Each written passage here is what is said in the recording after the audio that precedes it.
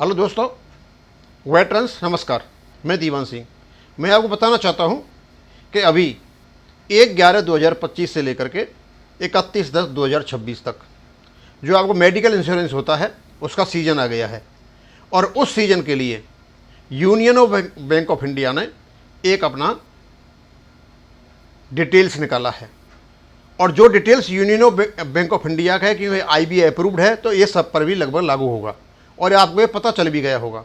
मैं भी चाहता हूँ क्योंकि मेरा अपने चैनल के माध्यम से मैं अपने भाइयों को ये बता सकूँ कि भैया उसकी रेट्स क्या क्या हैं। तो पहले तो इन्होंने कुछ एक्सप्लेनेशन निकाले हैं, उस डिटेल्स को बताता हूँ और फिर इसमें बेस आपका जो है आपका बेस पॉलिसी और उसके बाद टॉप अप पॉलिसी दो प्रकार से है, पेंशनर्स के लिए और दूसरे आपके फिजिकली चैलेंज जो बच्चे हैं उनके लिए बेस पॉलिसी और एड ऑन पॉलिसी, दो प्रकार की इसमें मैं आपको बताऊंगा। तो पहले तो डिटेल्स क्या है उनको बता देता हूं। पहला है retired employee can opt for policy as. जो रिटायर्ड एम्प्लॉयज हैं वो पॉलिसी इस प्रकार ले सकते हैं। पहला, रिटायर्ड एम्प्लॉय विद स्पाउस। यदि पति और पत्नी दोनों जिंदा हैं तो दो व्यक्तियों की पॉलिसी वो ले सकते हैं। अब क्योंकि जब सुपर एन्यूएशन पर लगभग जाते हैं, स्टेज पे जाते हैं, उनके बच्चे कहीं ना कहीं एडजस्ट हो जाते हैं, इनकम क्राइटेरिया बदल जाता है, तो शायद उनको यहाँ पर इंक्लूड नहीं कर रखा है। सिंगल पर्सन किस किस को मानेंगे? यदि पेंशनर अकेला है, स्पाउज नहीं है, स्पाउज है, पेंशनर्स चला गया है। तीसरा, स्पाउज और पेंशनर दोनों ही हैं लेकिन पेंशनर अपनी पॉलिसी तो लेना चाहता है और स्पाउज की नहीं लेना चाहता, ये सब सिंगल माने जाएंगे। इसके अलावा जो किसी भी एज का हो, मेंटली और फिजिकली चैलेंज डिपेंडेंट्स हो, तो उनके लिए अलग से एड ऑन पॉलिसी ली जाएगी, आपके में शामिल नहीं होगी। अब ये रेट दे रखी हैं, ये रेट जो है आपकी विदाउट GST है। अब GST का रेट इसके अलावा है। अब कितना परसेंट है? शायद मेरे ख्याल में हो सकता है पहले 18 था, 12 हो गया हो, और उसकी रेट्स कहीं अलग दे रखी हैं उन्होंने। वो मैंने यहाँ लिखी नहीं है लेकिन ये बता दिया कि इसमें GST शामिल नहीं है, लेकिन GST आपको देनी पड़ेगी। यानी GST का अमाउंट और जोड़ लीजिए, ये बेस अमाउंट है, इसमें GST का अमाउंट और जुड़ेगा और भी महंगा हो जाएगा। कहते हैं the premium rates for retired employees for base and top up, दो प्रकार की चीज़ें, बेस पॉलिसी है और टॉप अप पॉलिसी, दोनों प्रकार की हैं, are given below for your reference, आपको नीचे दी जाती हैं। अब मेन चीज़ तो यही है, आपको जो स्टडी करनी है और आपको जो अपनी पॉलिसी लेनी है।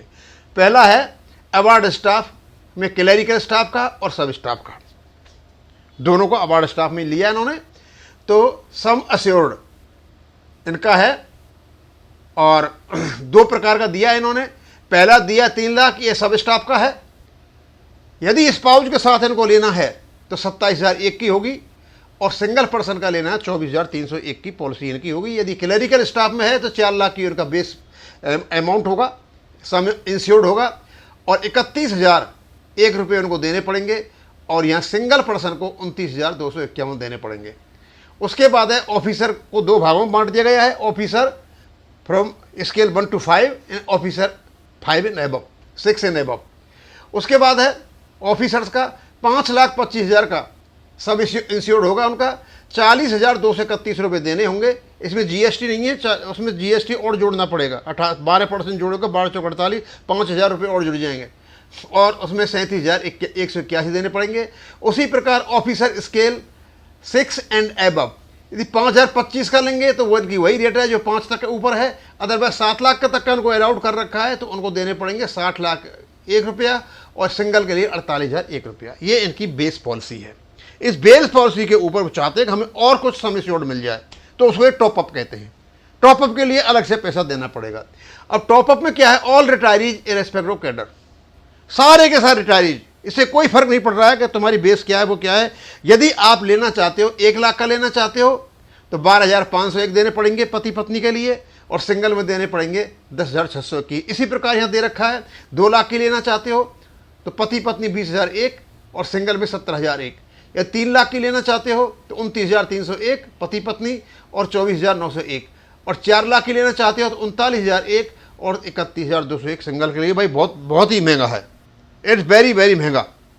समझे। अब आप लगा लीजिए कि जो आदमी 39 का लेगा और जो स्केल 7 में है तो उसको तो 1 लाख का पॉलिसी चलाएगा, बहुत महंगा है और इनको इतना कवर भी नहीं मिलता आपको। उसके बाद इन्होंने क्या add on premium rates excluded, किसका है ये, physically mentally challenge dependent family जो मेंबर्स हैं उनके लिए अलग से लेनी पड़ेगी, फिजिकली और मेंटली के लिए। उन्होंने कहा है कि यहाँ दे रखा है all retirees irrespective of cadre, सारे चाहे अफसर हो, अवार्ड स्टाफ हो, क्लरिकल हो, चाहे कोई भी हो, तो उनको जो पैसा है वो आपका बेस जो सम इंश्योर्ड है उसके आधार पर है। 3 लाख का, 4 लाख का, 5,75,000 का और 7 लाख का इन्होंने दे रखी है, सारी रेट दे रखी है। 3 लाख के लिए 10,000 देने पड़ेंगे, 4 लाख के लिए 12,501 और 5,25,000 के लिए 15,000 और 7,000। अब इसके भी आप एड ऑन चाहते हो, ये तो आपका बेस है, ये तो लेना ही पड़ेगा। अब आप चाहते हो हमें फिजिकली और मेंटली चैलेंज डिपेंडेंट और कुछ लेना है, तो उसके अलावा फिर इन्होंने दे रखा है कि 1 लाख के लोगे तो 5,000 एक और देने पड़ेंगे, 2 लाख के लोगे 10,000 और ऊपर देने पड़ेंगे, 3 लाख के लोगे 20,000 देने पड़ेंगे और 4 लाख के लोगे तो 30,000 देने पड़ेंगे। ये सारे के सारे ये हैं। और यह the detail premium rates including GST are attached here with in, कोई अनेक्सर बंद दे रखी है, उसके लिए मेरा जगह नहीं थी, मैं नहीं लगा रखा है, वो तो आराम से आप कैलकुलेट कर सकते हो कितने % GST है, वो इसमें और जोड़ दीजिए। तो इस आपको सम इंश्योर्ड के लिए उसमें सारा जोड़ करके कि मेन पैसा ये और इसमें GST इतना लगेगा, इतना पैसा आपका जाएगा, कैलकुलेशन करना अब आपका काम है। यह साथ में इन्होंने क्या जनरल ऑफिस मुंबई से निकाला है और ये सारा यूनियन बैंक ऑफ इंडिया का है। और स्वाभाविक सी बात है, जब यूनियन बैंक ऑफ इंडिया ने निकाला है तो ये IBA अप्रूव्ड है और ये सभी पर लागू हुआ, सभी पेंशनर्स पर।